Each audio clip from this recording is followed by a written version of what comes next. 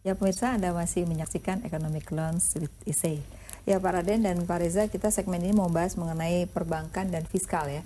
Nah perbankan kalau kita melihat satu, dia punya dua tantangan. Tantangan pertama adalah dari sisi kredit yang tumbuh sulit untuk double digit. Nah sekarang diasumsikan 10-12% ya.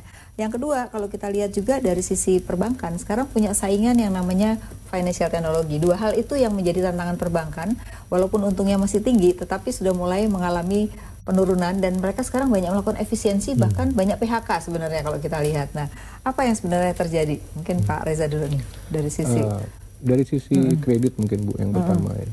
Kami melihat bahwa dengan asumsi pertumbuhan ekonomi nanti akan kembali meningkat, maka tentu saja penyaluran kredit perbankan pun akan meningkat. Adapun mengenai sektornya kemana nanti itu tergantung mekanisme pasarnya seperti apa, kemana nanti kredit itu akan mengalir gitu. Tapi Bank Indonesia akan terus memantau supaya tidak ada risiko-risiko yang timbul, misalnya risiko konsentrasi di satu sektor atau kredit itu masuk hanya ke segmen-segmen tertentu sehingga ada bubble dan lain-lain. Kami akan selalu memantau hal tersebut. Sementara ini kami terus mengupayakan agar lingkungan dari kredit itu sebetulnya sudah siap tumbuh jika perekonomian pick up. Gitu. Jadi harapannya dari pertumbuhan itu otomatis bisa ya? Bisa okay. Dan itu sangat tergantung dari tadi bagaimana konsolidasi di sektor korporasi. Nah kalau kita lihat sebenarnya di sektor rumah bersubsidi kan pemerintah punya target 1 juta rumah kan satu tahun ya. Tapi kalau kita lihat kreditnya nggak tumbuh juga dari sisi sektor rumah bersubsidi gitu. Apa yang terjadi? Maksud Ibu KPR bersubsidi itu kan sekarang diharapkan 1 juta rumah satu tahun gitu, tapi tidak terjadi. Betul. Tentu saja kapasitas perbankan untuk membiayai sektor-sektor seperti perumahan tentu tidak semua bank bisa. Hanya ada beberapa bank tertentu mungkin yang mampu untuk masuk ke situ, termasuk juga dengan skim subsidinya. Mungkin menurut saya kita tunggu waktunya itu Bu, karena begitu pick up sendiri gitu ya. Pertumbuhan ekonominya naik, kemudian income masyarakat juga ikut meningkat, maka mulai lebih visible semuanya. Karena perbankan kan memiliki resiko tidak hanya di satu tempat spread resikonya itu, jadi dia harus juga melihat keseluruhan resikonya. Pak Raden, kalau kita lihat sekarang fintech juga mulai tumbuh ya, tapi dibatasi oleh Bank Indonesia, oleh OJK bahwa hanya boleh sampai 2 miliar dan itu cenderung sekarang P2P-nya sudah mulai meningkat gitu. Nah, apakah itu juga pengaruh terhadap sebagian segmen perbankan diambil alih oleh fintech? Masih kecil sekali. Jadi tidak signifikan ya, gitu ya? Sangat tidak signifikan. Masih kecil sekali yang pakai. Atau mereka ngambil yang tidak bankable malahan ya? Mungkin juga. Ya? Jadi bahkan menurut saya kita bisa melihat ini bisa saling melengkapi antara fintech berkolaborasi itu justru ya dengan bank. Itu tidak harus saling mengambil lahan lahan orang lain gitu. Jadi dilihat itu menurut saya bisa komplementari itu. Tidak menjadi masalah. Tapi yang menurut saya kalau kita lihat di perbankan ini, persoalannya yang saya lihat adalah bukan soal bank tidak mau memberikan kredit. Tapi permintaannya yang lemah. Ya, itu lemah. Itu yang saya sebutkan sebetulnya vitamin yang kita sebutkan vitamin confidence tadi ya. Ya, vitamin confidence. Satu lagi adalah sebetulnya fiskal.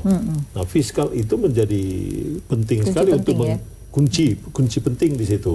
Nah, apa yang dikatakan oleh Bapak Presiden waktu itu, dimana kalau kita lihat anggaran fiskal ini, misalkan belanja barang lebih besar dari belanja modal, ya, itu kan, atau belanja barang itu ada misalkan mereka pergi rapat, travel sana, meeting sana itu lebih besar dari belanja modal kan. Nah itu menurut saya yang waktu efeknya. Yang waktu itu Pak Presiden bilang waktu itu dalam rangka untuk TKI ya, anggaran TKI membebas apa istilahnya disebutkan di 3 miliar, di mana yang intinya 500, yang itunya malah lebih besar ya. 2,5. Nah, menurut saya harus dirubah fiskal kita ini masih bisa direalokasikan meskipun dengan total dana yang sama ya, tapi direalokasikan mungkin dari tempat-tempat yang biaya perjalanan paling banyak, biaya perjalanan ini dialokasikan ke tempat belanja yang lebih produktif. Itu menurut saya kalau dia dibelanjakan lebih produktif, mungkin akan juga menggerakkan demand terhadap tadi itu kredit tadi itu. Betul. Jadi harus satu di situ fiskal tadi itu yang kita sebutkan ekspor juga. Ekspor kan bagian daripada demand itu. Jadi kalau misalkan tadi sebutkan juga oleh Pak Reza mengenai kalau kita bisa mendorong manufaktur kita berorientasi ekspor, maka demand terhadap kredit akan naik. Iya. Jadi kan kalau yang namanya bank kan follow the business, Pak ya. Kalau bisnisnya nggak jalan, otomatis banknya juga nggak akan bisa kasih kredit, betul kan? Nah, kalau untuk tadi properti gimana, Pak? Kalau kita lihat kan kredit properti ini harusnya meningkat dong. Kok sudah ada relaksasi sampai rumah kedua, DP-nya diturunin, kok nggak jalan? Itu kira-kira apa ya pengaruhnya? Ini kalau kita lihat memang ada beberapa faktor yang menurut saya membuat kredit ke properti ini belum sesuai dengan yang diinginkan. Satu adalah memang ketidakpastian itu masih tetap untuk jangka yang panjang masih perlu kita perbaiki. Jadi kalau di negara yang sudah maju itu namanya mortgage itu bisa 30 tahun. Iya, betul. Kita belum ada bank yang bisa memberikan 30 tahun. Paling yang dia kasih fix berapa tahun? Paling 2 tahun. Kemudian sesudah itu dia bisa bikin variabel. Ya, atau ada yang 4 tahun kali ya. Betul. Ada 4 tahun. Pada saat persaingan ulang tahun, banyak likuiditas naik. Tapi ini perlu lebih panjang lagi. Jadi kalau bisa 10-20 tahun. Nah, mungkin nanti dengan undang-undang Tapera, tabungan perumahan rakyat mungkin mampu untuk itu ya. Tapi ini semua ini menyangkut juga kepada bagaimana inflasi jangka panjang juga harus dijaga. Harus tahu, kalau tidak ya baru dia berani. Kalau enggak kan suku bunga berarti naik turun. Itu kan rugi banknya. Betul.